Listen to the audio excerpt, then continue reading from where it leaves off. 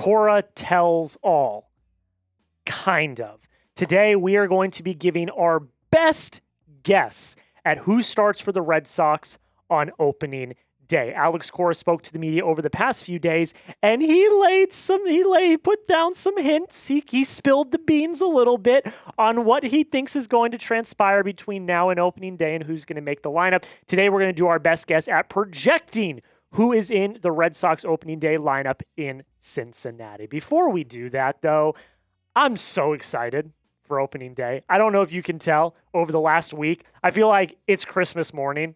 Spring training's here. Baseball is back. I'm just giddy with excitement because I know that soon we're going to have Red Sox baseball back on TV. If you're excited for opening day, all I want you to do is hit that like button. Can we get 200 likes on today's video? I know for a fact there are 200 people watching this show that are just as excited for opening day as I am. So if you are, hit that like button right now. Before we start, I want to make this abundantly clear so that people are not screaming at me in the comments like they like to do every single day. This is heavily subject to change. We are 4 days in to spring training.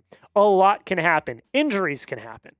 Breakout talents can happen in spring training. I mean, we were talking about Christian Campbell the other day. Like, things can happen. They are subject to change. But Cora, as I mentioned, did tease where he thinks some of the key players in the Red Sox lineup are going to play. So not only are we going to project the lineup today, but we've also got some quotes, some stats, and some things to back up why players are where they are. So let's start constructing this puzzle. Roman Anthony, the face of the franchise, is going to be the Red Sox leadoff batter on opening day in left field. Alex Cora was highly complimentary of Roman Anthony. And here's what he had to say on the future face of the franchise just a few days ago. He's valuable everywhere. Putting pressure on the opposition from pitch one, that matters too. He was amazing for us leading off. That means he's going to get the most at-bats of anybody. He's that type of hitter. We're taking top of the lineup. Not saying he's going to lead off, but he's basically saying he's going to lead off. But I like what George Springer did for Houston in 17. I like what Mookie did for us in 18. And I like what Roman did for us last year. A full year of Roman Anthony is going to feed families. We only got to see him in, 71 games last year? He didn't get called up till midway through the year. And then he missed the end of the season with that freak back spasm injury, whatever it ended up being. We didn't get to see Roman Anthony's full potential. But let me just make it abundantly clear. A full season of Anthony is going to feed families. I'm very excited to see what he brings to the Red Sox in 2026. Again, 71 games? 70-ish games? 292. 859 OPS, 8 home runs. I think he unlocks his power this year. I really do. 32 RBIs, a 140 OPS plus. I saw a tweet today that BetMGM had him as the person that people were putting the most money on to win AL MVP. I think that's a little insane, but I do think he is your leadoff batter on opening day. Now, who's at number 2? That, I think, is going to be one of the most interesting questions we have going into opening day. Right now, I'm penciling in Trevor Story as your shortstop, as your number 2 batter. And the reason why is because of what Alex Cora had to say about Trevor Story. He said, Trevor has earned the right to hit at the top of the lineup. Now, I don't think any of us believe that Trevor Story is going to hit the leadoff spot. I think we all think that that's going to be Roman Anthony. So if we are doing the math, if we're putting everything together, Roman's a lefty. They want to balance out the lineup. So naturally, instead of putting Duran in the 2-hole, it makes sense to put Trevor Story in the 2-hole. If he's going to start at the top of the lineup, it makes sense to hit him second. Last year, first really full healthy year with the Red Sox, it was solid. 263, 741 OPS, led the team in home runs with 25. almost 100 RBIs, a 104 OPS plus. Like, not a bad year. Story was good last year. I said he was the Red Sox MVP last year. Maybe I got a little too crazy on that front, but he was one of your MVPs of the postseason for the short 3 games that you were in the postseason. He was one of the MVPs. His defense has regressed, though. That's going to be something to watch. Cora committed to him being your shortstop. So we'll see what happens. I don't know, but as of right now, I think he's going to be in the 2-hole for the Red Sox on opening day. You be the manager for me. Should Trevor Story hit in the 2 spot? I want you to type Y for yes if you think he should, and for no if you think he should not. I agree with Cora that he has earned the right to hit in the top half of the lineup. And I think if we're doing the math, number 2 makes sense. But you let me know. Y for yes and for no. Should Trevor Story hit in the 2 spot? So if we're doing the math, lefty, righty, lefty, I have Jarren Duran in the 3-hole as the DH. A million, trillion, gazillion trade rumors around Jarren Duran this year. Cora also said in that quote about Trevor Story that Duran was going to hit high in the lineup as well, which I agree with. I do think he lost his spot as the leadoff hitter. You know, in 2024, he was immaculate. He was incredible. But I do think he has lost that spot to Roman. I do. I believe that. But the 3-hole makes sense. You know, he still hits relatively well for contact. He does strike out a lot, but putting him in the 3-hole, I think, is a great spot for him. Look, he regressed from 2024 to 2025. But he still had an OPS plus of 114. He had more RBIs, a few less home runs. Still a respectable 774 OPS. The strikeouts are a concern. But overall, I'm still happy he's on this team. I know a lot of people were calling me a Duran hater this offseason because I was just reporting on the rumors that he was on the trade block. But the real ones know that I love Jarren Duran. There's photos of me and my mom meeting him on on-field photo day in Boston last year. And he was awesome. He's a great dude. I bought his City Connect jersey when the City Connects came out. I love Jarren Duran.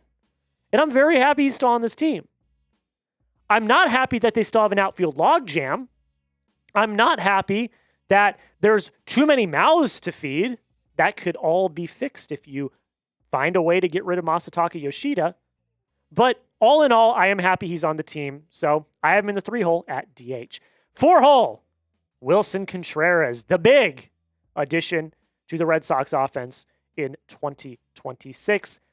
4-hole, first base. This one, kind of obvious, if I'm being blunt. Alex Cora,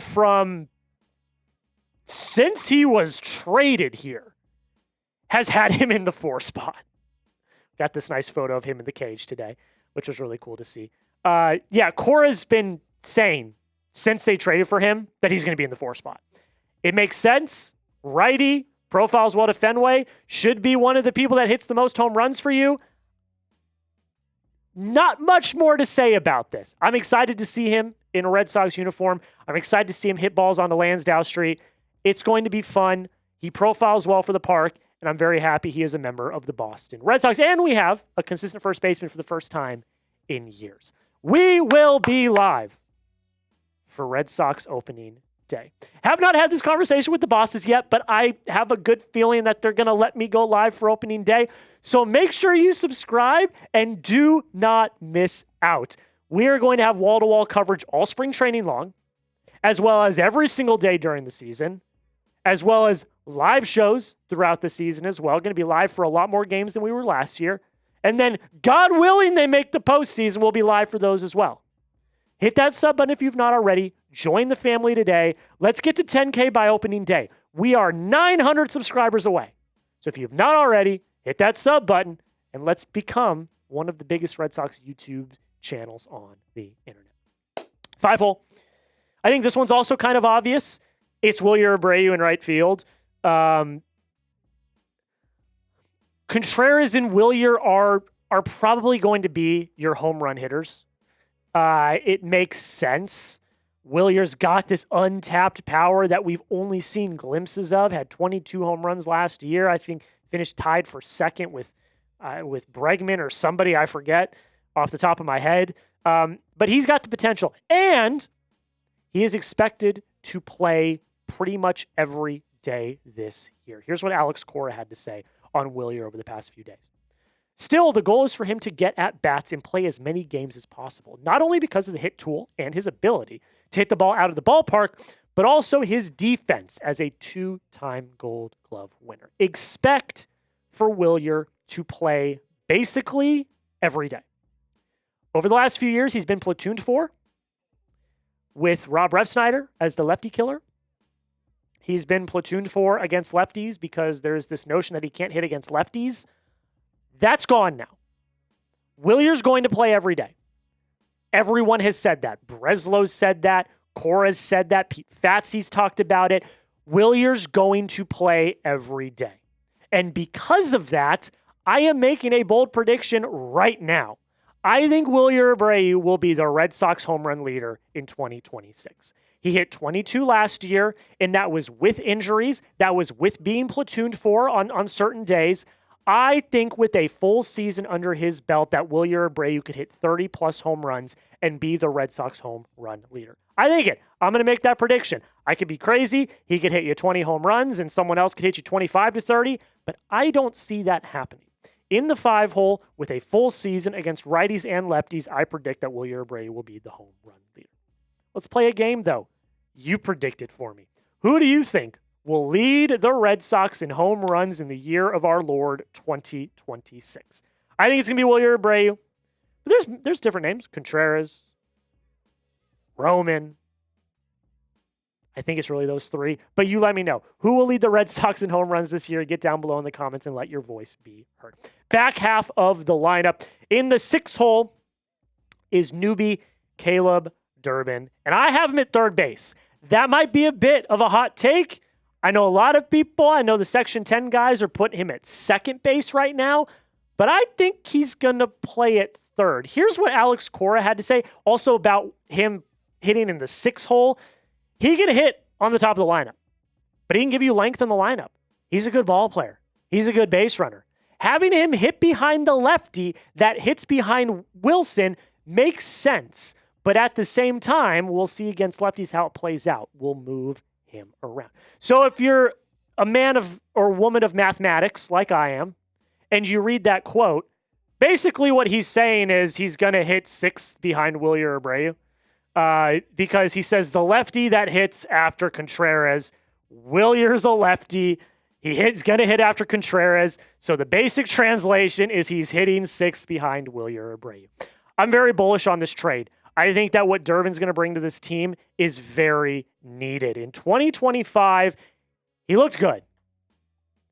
Not eye-popping, but good. Again, he was a rookie.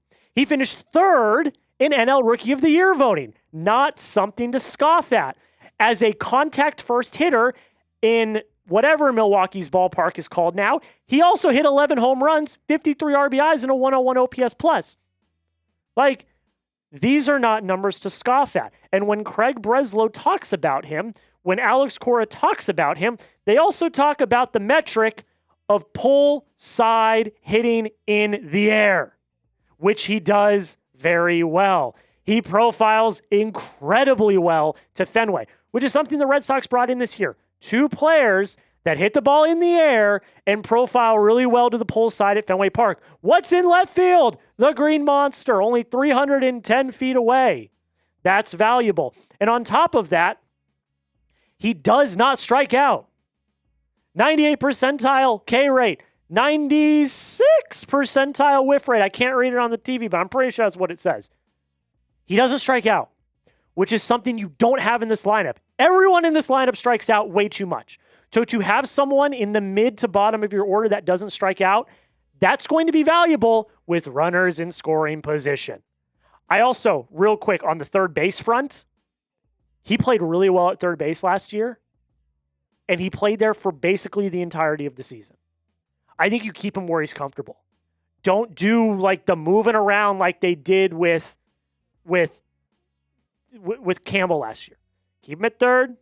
And then in the 7 hole, you can have Marcelo Mayer at second. And you can platoon second with Mayer and Romy Gonzalez. I think that is the easiest, best route to having the best infield defense. Because if you have Mayer at third, that's great.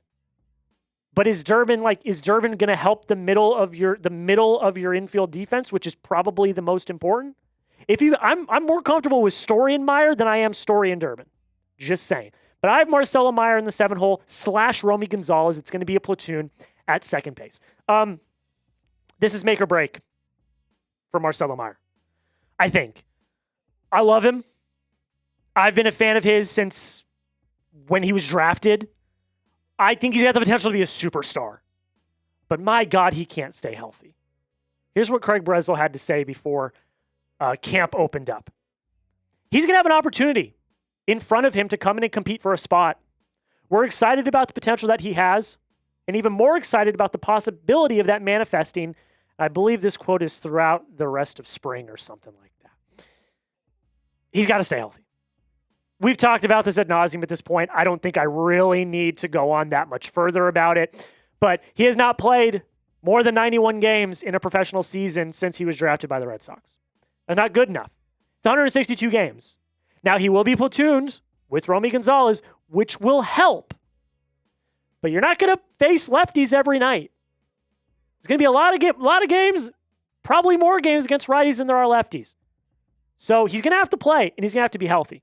And if he can, I think the sky's the limit for this kid. I think he could be really, really special. In the 8 hole, your catcher, the captain, Carlos Narvaez gets the nod.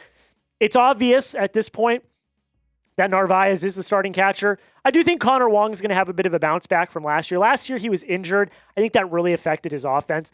But Carlos Narvaez, he's the starting catcher. And last year, as a rookie, pretty damn good. 241 average, I get it, not great. 726 OPS. He's got some good power. 15 home runs. 50 RBIs, 100 OPS plus. Like, as a rookie, catching, I take that every day of the week. I expect a big year from Carlos Narvaez. I really do. I think he gets over the hump. I think he could hit 20 home runs.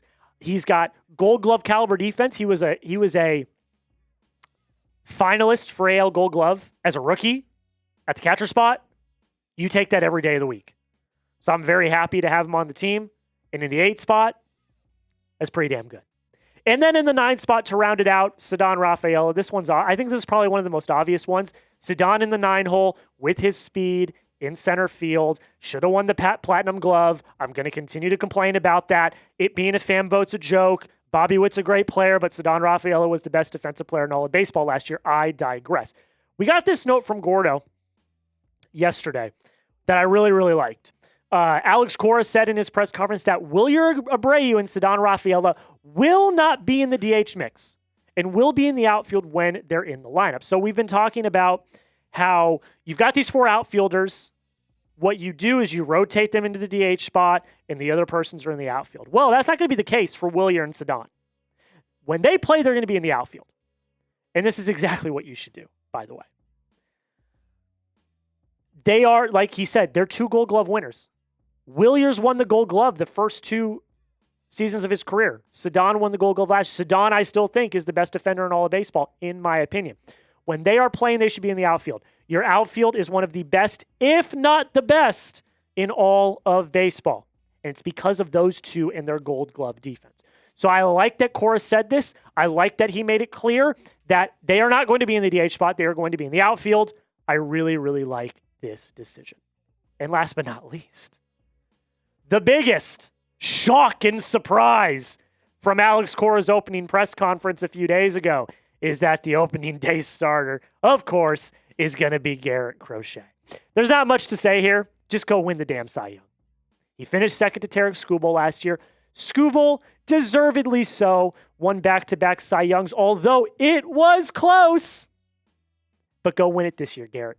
Go prove the haters and losers, of which there are many, wrong. Apparently, he's working on a changeup / splitter, which is going to... He's already got 15 pitches that are lethal. If you bring in that, I think batters might literally vomit at the plate. Go win the Cy Young. Leave no doubt. Ball don't lie. Garrett Crochet is your opening day starter. That's it. It's my best attempt at making the Red Sox opening day lineup. Now I got a question for you, and I got a challenge for you. Predict the Red Sox 2026 record. I'm not going to do mine yet. I want to see how things shape up over the next month or so. But as we get closer, I will do this video again, and I will give you my record prediction then. But right now, I want you to predict the Red Sox 2026 record down below in the comments. I want to hear your thoughts down below. All right, that's it, folks. Thank you all so much. A bit of a longer video, but I did want to go a little deep dive into what I thought the Red Sox opening day lineup would be. If you like videos like this, make sure you hit the subscribe button. We're also going to do a full roster projection in the next few weeks. And then as the season gets closer, we will update these videos when we find out all of the info that we're going to find out, because, there could be injuries. There could be surprise stars that make their name known in camp. We don't know, and that's the fun part about this, is you never know until you know. Hit that subscribe button if you've not already. Help us get to 1K by opening day. And until next time, go Sox.